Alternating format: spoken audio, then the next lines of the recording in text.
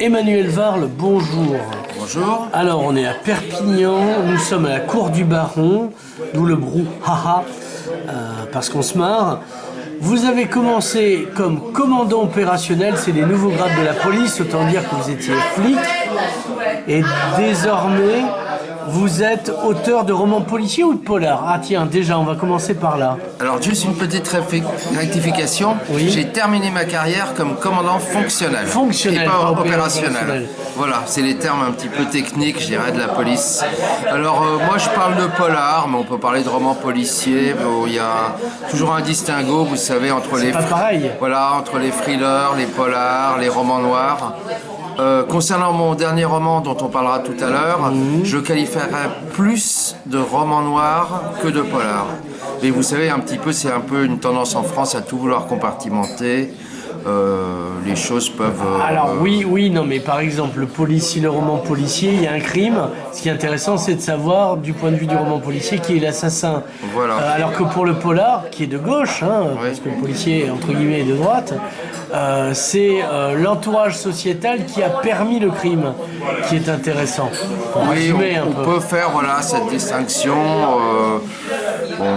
qu'on peut discuter aussi. Voilà. Bon, c'est vrai qu'il y a eu une période, comme vous dites, il y a encore d'ailleurs actuellement une partie des auteurs de romans policiers qui sont issus de l'extrême gauche et qui ont fait ce qu'on appelait des polars sociaux, quoi. Voilà, où vraiment on était dans les problèmes de société, dans la lutte de classe, dans le... Voilà. Je pense par exemple à Serge Cadrupani, par exemple, pour ne citer que celui-là. Voilà. Mais comme je dis, c'est toujours difficile de... Moi, par exemple, dans mes polars, bon, je suis pas... Alors déjà, tu te mets dans la place du gangster, ça change. Oui, voilà, c'est-à-dire enfin, semble-t-il nous dire. Voilà, c'est-à-dire que là, j'ai décidé, donc, comme je te disais, de me mettre dans la peau d'un vieux truand, emprisonné. Alors, faut dire quand même, je vais pas rentrer trop dans le détail, mais que bon...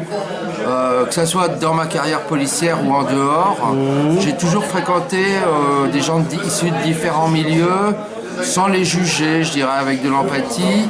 Et concernant le monde des prisons et le monde du banditisme, je dirais que ce sont deux domaines que je connais bien, quoi, voilà.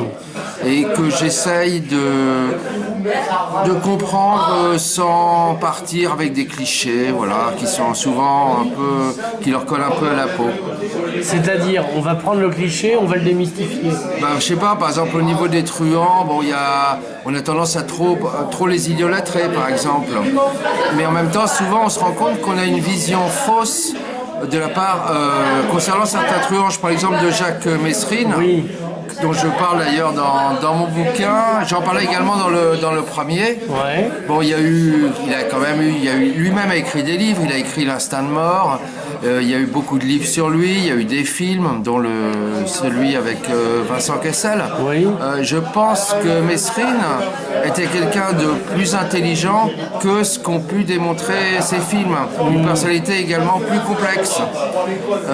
Voilà, donc si vous voulez, souvent on réduit un petit peu la personnalité. Alors il est vrai aussi que parmi les gros truands du banditisme, j'en cite certains dans ce livre, bon, souvent ce sont des gens qui sont mus, je dirais, uniquement par une question de pouvoir, une volonté de dominer les autres, d'acquérir rapidement un patrimoine. Ils n'ont aucun scrupule. Tu veux dire pire que des traders? Voilà, pire qu'eux, voilà, c'est-à-dire qu'ils n'ont... Et ce sont des gens qui sont performants, je dirais, dans leur domaine d'activité, mais qui, si vous voulez discuter, je sais pas, art avec un gros truand, le mec il sera complètement sec parce que ça l'intéresse pas, je veux dire. Il y a autre chose à... Voilà, c'est-à-dire dès qu'ils sortent de leur business, ils sont pas bons, mais ils sont... Je parle des gros, ils sont C'est pas des Arsène Lupin, l'Arsène Lupin, par exemple. Voilà. Une espèce d'aristocrate comme ça qui... Alors c'est vrai qu'on a eu parfois, là on parle des truands un peu gentleman. Ouais. On a eu le cas, là aussi j'en parle dans mon dernier livre, quelqu'un qui s'appelait Bruno Sulac, qui pour la petite histoire a épousé la sœur Francis Lalanne, ce qui est un peu surprenant, enfin quand on connaît Francis Lalanne. Ouais. Et donc lui c'était vraiment c'était quelqu'un issu de l'ex-Yougoslavie. Ouais. Et c'était vraiment, on l'appelait le gentleman braqueur. D'accord. C'était un ancien légionnaire et lui il avait ce côté dans les hold-up de toujours garder la violence contenue et de se comporter, entre guillemets, comme un gentleman. Oui, parce qu'il braquait quand même. Il braquait quand même, voilà. Et comme disait un jour un grand flic parlant de lui, il a eu la chance que tous ces hold-up se sont bien passés. Oui, parce que voilà. peut-être que si les policiers étaient arrivés, à ce moment-là, son comportement de gentleman aurait changé. Voilà. Il aurait fait comme Dillinger. Il aurait sorti à ce moment-là La sulfateuse. Voilà. Alors, donc dans le polar, fais-nous un synopsis de ton polar. Alors là, disons que je parle donc du dernier, qui s'appelle Dernier virage avant l'enfer. Voilà. On le voit d'ailleurs, là tu es en train de le filmer.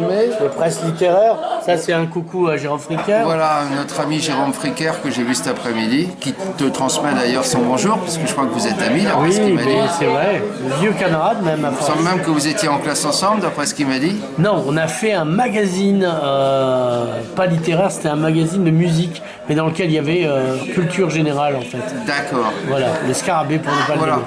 Donc pour revenir à mon livre, disons que c'est le récit écrit à la première personne du singulier, donc d'un vieux truand qui se trouve en prison et qui va évoquer, mais sans, je dirais, sans vraiment trier ses pensées, c'est-à-dire ça sort sans ordre chronologique, il passe de digression en digression. Il va évoquer sa vie, à la fois sa vie, je dirais, de prisonnier, puisqu'il a fait quand même beaucoup de prison, et puis sa vie de ce que je pourrais qualifier, donc sa vie de l'intérieur, de ces murs, et puis également sa vie de l'extérieur, c'est-à-dire tout ce qu'il a vécu, ce que vivent les gros truands, c'est-à-dire la flambe, les règlements de compte, les femmes, les prostituées, une vie. Toi, tu différencies les femmes des prostituées. Oui. Pour toi, les prostituées ne sont pas des femmes. Non, justement, je rectifie d'ailleurs à propos des prostituées. Il se trouve que j'ai été amené dans le cadre professionnel à m'occuper des prostituées, notamment d'associations de défense des prostituées, qui étaient donc où il y avait des prostituées. Et je pense que le public souvent a une image des prostituées qui est tronquée, je veux dire souvent. Ou trop tragique ou romantique. Voilà, moi je pense que la plupart, avec qui j'ai discuté, la plupart d'ailleurs, il faut savoir que la prostitution en France c'est à la fois féminin mais il y a aussi une prostitution masculine. Voilà. Et donc souvent c'est des gens. des hommes politiques. Et donc souvent j'ai pu discuter avec ces personnes et on se rend compte que c'est des gens plutôt généreux, sympathiques, qui ont comment dirais-je, un vécu qui n'est pas évident, parce que la prostitution c'est quand même dur. Ouais, on fait pas ça pour le fun. Voilà. Et qui sont souvent des femmes ou des hommes, je dirais, qui font ce métier, puisqu'ils considèrent ça comme un métier, avec un certain respect quand même du client, et voilà. Mais souvent, c'est vrai que les prostituées, là je parle des prostituées femmes, sont en général considérées plutôt comme, alors je dis brave fille, ça peut paraître péjoratif, mais je dis ça dans le sens positif du terme. Comme dirait Léo Ferré dans 5 ou Satan, il y a merci pour le cœur qui bat dans la poitrine des putains. Voilà, donc ce sont souvent des femmes généreuses. Et, voilà. Bon, maintenant, la prostitution, comme je dis, c'est un monde très complexe où les statuts varient énormément. J'évoque les fameuses maisons closes dans mon livre qu'on a fermées, et c'est vrai qu'actuellement certaines personnes parlent de les rouvrir. Il faut savoir que dans ces maisons closes, c'était loin d'être le paradis pour les prostituées, qu'elles étaient contrôlées, je dirais cornaquées par une mère maquerelle. Il fallait qu'elles demandent la permission pour aller aux toilettes ou aller sortir acheter un paquet de cigarettes. Donc c'était quand même un milieu qui était dur déjà. Voilà. Oui. tous les milieux le capitalisme en général est un milieu Oui, dur. bah, c'est un milieu, voilà. L'exploitation, on n'est pas là pour rire, quoi. Voilà, c'est donc le milieu de la prostitution. Et après la fermeture des maisons closes, on a eu donc toute la Donc, prostitution. loi Marthe Richard, Oui, qui ancienne elle-même- prostituée et résistante. Oui, enfin résistante, on mettra des guillemets parce que. Oui, parce qu'elle a d'abord collaboré avec le Bosch, Voilà. et puis elle s'est rattrapée sur la fin. Voilà, donc c'est une résistante entre guillemets. Bon, les mauvaises langues qui prétendent qu'elle a voulu cette loi, surtout pour qu'on efface son passé de prostituée, parce qu'elle voulait se lancer dans une carrière politique. Alors c'est vrai que la loi Marthe Richard, ça a fermé ces fameuses maisons closes, mais en fait ça a été remplacé par une prostitution massive de rue. Il faut savoir qu'à un moment donné, on avait plusieurs milliers de prostituées, par exemple au Saint-Denis, et qui rappelaient leurs clients dans la rue, et qui ensuite les emmenaient dans des hôtels meublés sordides, voilà. Ou parfois elles faisaient l'amour avec eux dans des fenêtres, dans des chambres sans fenêtres. On montrait quand même le côté sordide de l'affaire. Donc la disparition des maisons closes, ça n'a pas vraiment réglé le problème. Parce qu'après, on a le phénomène de l'autre côté de la frontière où on a des bordels, Voilà. mais c'est des maisons. Enfin, c'est au suivant, comme dirait la chanson de C'est-à-dire Brel. que les autres pays ont des législations très différentes. Là, je ne vais pas rentrer dans les détails, mais par exemple, c'est connu, on est à Perpignan, que pas mal de gens passent la frontière espagnole pour aller dans des bordels. On a eu une conférence d'Alain Tarius à ce sujet il n'y a pas longtemps. Voilà. Donc, et puis c'est vrai que, par exemple, dans un pays comme l'Angleterre, la prostitution n'est pas vue pareillement. Les prostituées peuvent faire, par exemple, de la publicité dans les journaux, etc., ce qui serait assimilé à du racolage En France. Voilà. En Espagne aussi. La Donc page voilà, centrale de la Vanguardia, del Periodico. Je vois que tu connais, oui. Bah, si tu veux, j'ai travaillé sur le sujet de manière sérieuse. Non, tu vois, J'ai observé qu'effectivement, c'était pas la même chose. mais en quoi. même temps, comme tu disais, on retrouve le côté sordide, à savoir des passes à la chaîne, des filles qui sont 20, 30 clients parfois. Perpignan, dans la journée. jusqu'à la loi Marc Richard, était réputé pour ses bordels. Ouais. Et il y avait même des bordels disciplinaires en plein Saint-Jacques. Quoi. Ah oui. D'où la réflexion, tu finiras dans un bordel disciplinaire à Saint-Jacques, pour la pute rebelle. Ah oui, On je trouve savais ça pas, dans... c'est, ouais, j'ignorais donc cet aspect de la ville. Voilà. C'est... Et voilà. Voilà, non, mais il y a une femme ivre qui se croit intéressante, on commande Oui, pour le je pense spectateur. qu'on nous entend quand même. Voilà. Alors, donc ça, donc on a fait.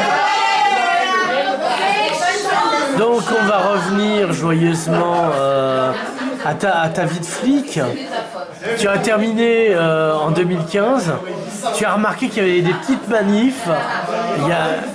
C'est tendu comme une corde de string de pute. Toi qui viens de quitter la maison, tu peux l'ouvrir. Alors raconte-nous. Oui, alors c'est vrai qu'il y a un mouvement de mécontentement très fort en ce moment. Personnellement, je suis resté 33 ans dans la police et j'ai jamais connu un tel mouvement de révolte de la part des collègues. Le phénomène nouveau, c'est que les syndicats sont complètement délaissés par les policiers dans ce mouvement de mécontentement. On l'a vu parce qu'ils ont organisé des rassemblements. Je parle des syndicats dans toute la France. Mardi, il y a donc un peu plus d'une semaine, et ces rassemblements ont réuni très peu de monde. Bon, alors maintenant, on a donc ce front, je dirais, de colère des policiers. Bon, maintenant, comme tous les fronts de colère, il ne faut pas non plus qu'ils soient récupérés politiquement, parce qu'on a vu quand même que, notamment à droite ou à l'extrême droite, il y en avait certains qui essayaient de récupérer un peu le bébé. Et on a vu que parfois, il y avait des gens qui se déclaraient un peu comme des leaders et qui n'étaient pas forcément qualifiés pour assumer cette Le fonction. gars était flic viré Voilà, donc et on avait agent le de cas sécurité. d'un mec qui était, en résumé, il était adjoint de sécurité. Ouais. Il a essayé de passer 2 fois le concours de gardien de la paix, il n'a pas réussi. Ah, il n'a jamais été flic. Voilà, encore donc, mieux. donc il s'est retrouvé ensuite à la sécurité à Carrefour, et on l'a vu apparaître dans les manifs où il prenait le micro pour parler des conditions de travail des policiers, etc. Donc Et il avait attention. beaucoup lu. Voilà, donc attention quand même, parce que le côté un peu anarchique de ce mouvement de révolte peut amener un peu à des manipulations. Voilà. Alors il faut savoir quand même qu'au niveau police, bon, quels que soient les gouvernements, parce que là je vois par exemple Sarkozy s'engouffre dans la brèche, Bon, il faut savoir que Sarkozy a supprimé des emplois dans la 13 police. 000, si mes souvenirs Oui, sont alors là, exacts. après, il y a toujours un peu la querelle des chiffres. Ouais. Mais c'est certain qu'il a supprimé des emplois dans la police et dans la gendarmerie. Et Puis la restructuration, la fusion entre Voilà. DST et renseignements généraux. Voilà, ce qui a été une erreur également à mon sens, dans la mesure où on a supprimé ce qu'on appelait les RG traditionnels, où les gens notamment connaissaient vraiment Ah, ils un collaient au quartier, terrain, ouais. les milieux, etc. Et je pense que notamment dans le domaine du terrorisme, ça aurait pu être utile parce qu'ils avaient vraiment plein de connaissances par rapport à certaines cités, etc. Donc ça a été une bêtise, je pense. Cette fusion RG DST, Voilà, qui est donnant la DCRI. voilà, c'est maintenant la DCRI qui est donc basée à Levallois-Perret.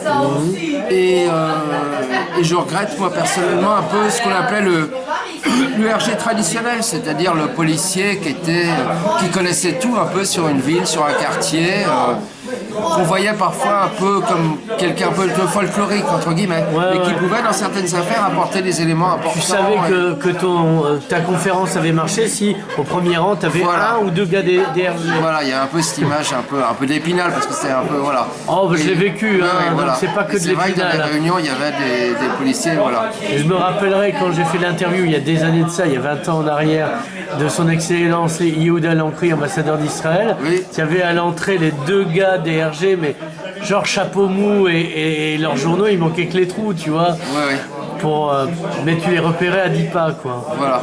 Mais ils étaient là.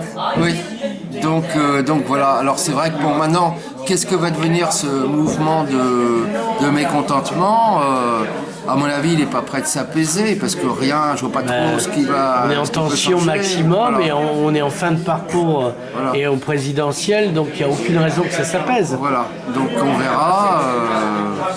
Normalement, les mouvements de mécontentement finissent toujours, même parfois sur une longue durée. En général, les gens finissent toujours, je dirais, par rentrer dans le rang. Ils sont policiers quand même, c'est l'ordre, c'est leur métier. Voilà, il faut savoir qu'il y a quand même dans la police aussi un esprit quand même. C'est pas en général de grands frondeurs les policiers. Il y a certains pas des punks à conformistes. chiens, quoi. Voilà, donc ils sont quand même en général assez conformistes. C'est justement le fait qu'ils se révoltent. Oui, c'est que C'est que ils en ont vraiment il y gros. avait un ras-le-bol profond, comme l'ont montré surtout cette force de mobilisation, parce qu'il faut voir que les flics, ils se réunissent parfois à minuit. Enfin, je veux dire, Oui, ils ont des horaires. voilà, donc ça montre quand même un mouvement de mécontentement qui, à mon avis, va quand même finir par s'atténuer et par voilà.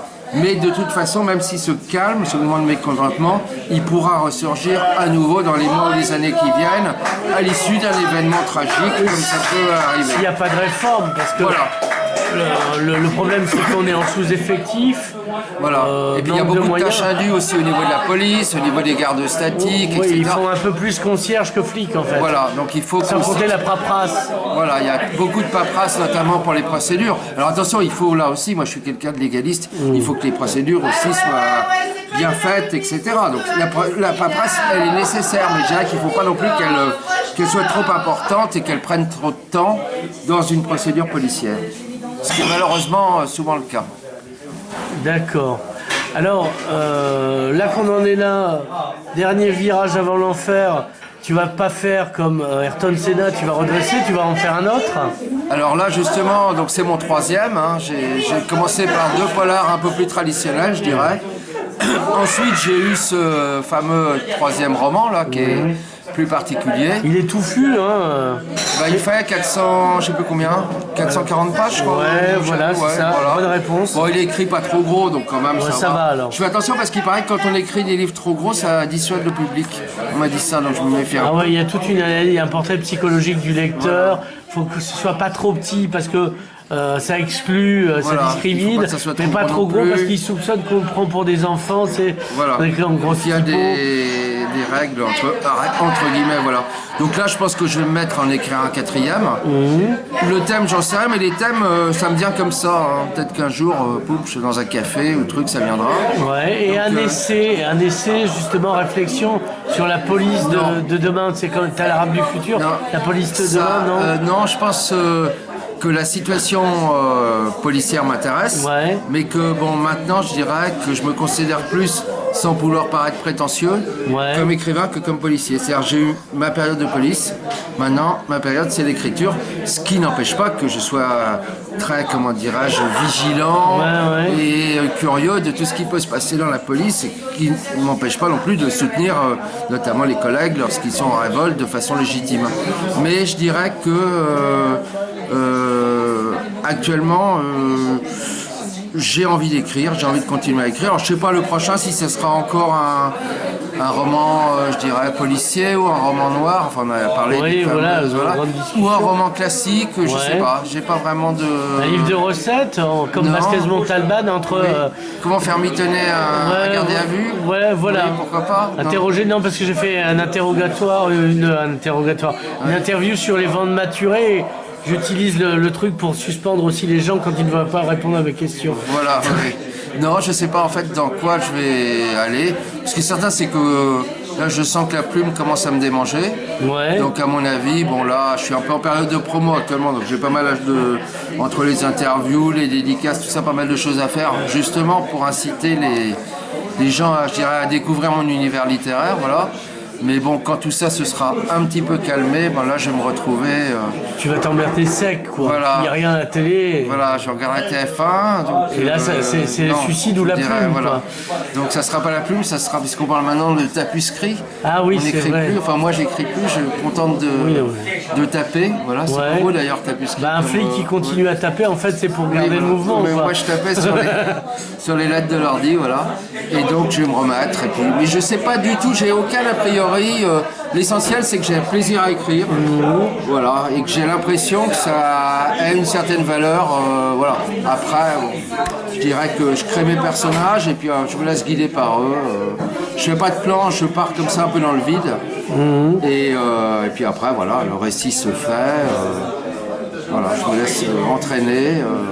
J'ai une règle, c'est d'écrire que quand vraiment j'ai envie d'écrire, ce qui fait que parfois je peux écrire 7-8 heures dans la journée, et puis parfois je ne vais pas écrire du tout.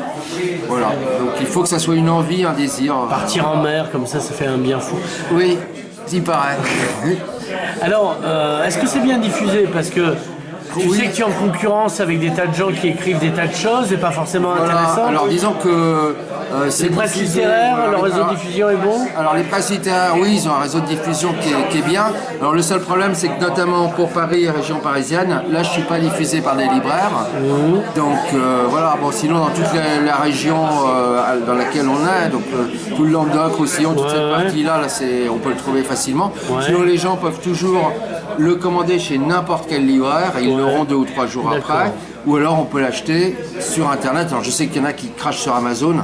Moi je suis quand même content qu'il y ait Amazon parce que ça me Est-ce qu'on permet peut quand même l'avoir de sur vendre Kindle, sur en virtuel? Voilà, on peut l'avoir en virtuel. Alors c'est vrai que le numérique ça prend pas vraiment encore en France. Enfin, moi j'ai eu des amis qui sont inconditionnels de leur tablette. Ben, c'est pratique, mais la sensualité...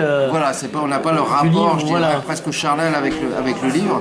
Donc sinon, pour sa diffusion, on peut le trouver, comme je disais, en Kindle et en livre, à la fois sur tous les sites comme la Fnac, Amazon et plein d'autres sites, je dirais, traditionnels de vente sur Internet. Il y a autre chose que je voulais dire, ce que j'apprécie, je suis sur Facebook, hein, j'ai une page Facebook à mon nom, donc mon nom d'auteur, hein, parce que c'est pas mon vrai nom, mais je resterai dans le secret sans mon vrai nom. Oui, ça peut poser des problèmes. Voilà.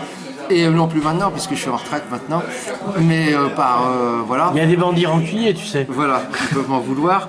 Donc j'ai une page Facebook, Emmanuel Varle. Et ce que j'apprécie souvent, c'est que des gens avec qui je suis ami sur Facebook m'envoient leurs commentaires de lecture en message privé, mais c'est sympa parce que ça me permet, j'aime bien aussi connaître l'opinion des gens. Voilà. Alors j'ai quand même eu des critiques quand même, je précise, sur ce livre. J'ai envoyé à plusieurs, sur des blogs justement, de romans policiers, etc. J'ai publié 5 critiques. Tous me disent elles sont élogieuses, donc ça me fait plaisir quand même. Alors il y en a plein qui me disent ça ferait un très bon film. Moi je demande que ça. Oui, ben voilà, c'est le moment de dire. Si t'en connais, tu me diras. On a Jacques Fond, des fois, qui est investi. Le caissier, méga caissier, monsieur 1% du cinéma français. Donc c'est un message à Jacques, on lui fera passer. Voilà, tu lui feras passer. Donc voilà, mais c'est vrai que l'opinion des lecteurs ça m'intéresse.